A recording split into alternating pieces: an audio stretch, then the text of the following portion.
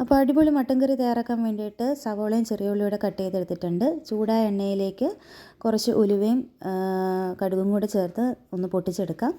അതിലേക്ക് നമ്മൾ അരിഞ്ഞു വെച്ചിരിക്കുന്ന ഉള്ളിയും കുറച്ച് കറിവേപ്പിലയും കൂടെ ഇട്ട് നന്നായിട്ടൊന്ന് വഴറ്റിയെടുക്കാം. ഇതിലേക്ക് 1 സ്പൂൺ ജിഞ്ചർ ഗാർലിക് പേസ്റ്റ് കൂടെ ചേർത്ത് കൊടുക്കാം. ഒന്ന് മിക്സ് ചെയ്തതിന് ശേഷം പാകത്തിനുള്ള ഉപ്പിട്ട് കൊടുക്കാം.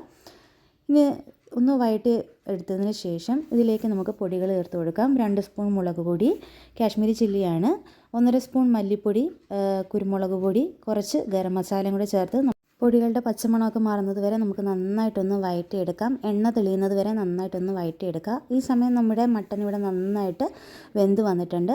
ആ വെള്ളത്തോടു കൂടി നമുക്ക് ഈ മസാലയിലേക്ക് ഇട്ട് കൊടുക്കാം. ഇനി നമുക്ക് നന്നായിട്ടൊന്ന് മിക്സ് ചെയ്തെടുക്കുക. ഉപ്പൊക്കെ പാകത്തിനാണോ എന്ന് നോക്കുക. നമുക്കൊരു അരമണിക്കൂറോളം നമുക്കൊന്ന് അടച്ചു വെച്ചൊന്ന് വേവിച്ചെടുക്കാം. അരമണിക്കൂറിന് ശേഷം നമ്മുടെ അടിപൊളി മട്ടൻ കറി ഇവിടെ റെഡി ആയിട്ടുണ്ട്. കപ്പയുടെ കൂടെയും പൊറോട്ടയുടെ കൂടെയൊക്കെ കഴിക്കാൻ നല്ല